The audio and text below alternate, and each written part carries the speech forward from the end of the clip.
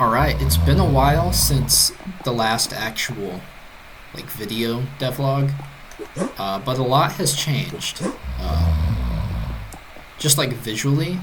Oh wow, that coconut is going crazy down there. Okay. I've been going back through and changing meshes and altering textures and just generally fleshing things out a whole lot more. So you notice all these ledges are rounder in general and they transition instead of having a cutoff. And I've also made a lot of layout changes. Such as adding okay, there's some grass here that I need to add apparently. And here. But I had room here to squeeze another jump in to help the player get more accustomed to it. And I made a bunch of other small changes like that just everywhere. We also have Justice's waterfall effect in here now. So that looks really, really cool.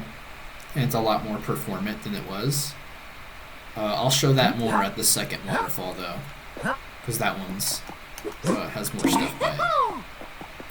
I made these pillars too. In this triple jump area. They turned out okay. I don't know if they completely fit the style of the game, but I'm still fairly happy with them. I also worked through here. We still need the wooden beams to have the right textures, but I placed some of them down. I also painted a little worn pathway throughout this area. And just added some rocks and stuff. And this slope here. So when you look at it from here, it sort of turns the player, steers their attention this way. But when you look at it from the other side, it'll steer their attention the other way. And I kind of like that in terms of guiding the player. And it also provides an earlier opportunity for the player to see the momentum mechanic that we have there, and gives another place to discover crawling at, as well as this area here. And the player will run through this area now, or at least less experienced players that don't know those things will, because I made some layout changes with bringing the ball back up here. There's also this mud slope that was made. Just the texture, I mean. It wasn't actually that hard. I didn't do too much for it. I just made it kind of quickly, but still turned out pretty nice. But yeah, if I were to grab this, you'll see these. There's a lot different going on here. This is the nicer waterfall that I mentioned before. Oh, look at that. I guess we'll look at that in a second. It's coaling itself behind the pillar. That's weird. Yeah, I just really like the aesthetic of this little corner now. It looks very jungly, and I like it. But there's these changes here now. And the point of these is that they're jumps in really small spaces. And it's when the player is bogged down because they're holding an item. And I feel it kind of helps the player get used to the slow momentum build-up. Because if the player were to just flick quickly and jump, it's not going to go to plan. So it kind of helps them understand more how the game works. And if they're not skilled enough to know that they can do this, instead of a moving platform up and down here, they can now just jump completely across and jump up this way. And I guess they could do this. Some players might feel that is risky, but that's also possible. A lot of players might just go here though and see some things they might not have seen yet, such as this crouch area. They could also get up right here. Or they could, take it the long way and go up right here. If they were to cross the river, this is where they would get up at. Or if they're really, really, really, really bad at the game, they're really struggling. There's some easier ways to go across too that take more time to do, because they're easier, but they are possible. It's just a longer route. And then, yeah, the wall's up because I moved the player start here, but they take it into the thing, which those still need to be modeled. They're not actually modeled yet. The coconut's still going crazy. I also just went ahead and modeled the coin. So I just did that in a couple hours. I think they look pretty good. I definitely feel a little more not entitled, drawn to collect them now that they're not just cylinders. The graphic in the top right when you grab coins, I think what we're gonna do for that is just use Maya and render it spinning and just have like a little spinning animation up there. Yeah, I'm gonna... Oh, I thought I set these to be breakable. Oh. Okay. This cliff area here is the area that I was going to work on next. I started a little bit, so I got these like rocks distributed here, but I haven't actually done much here. You can see I started placing some vines, but yeah, I haven't done too much yet.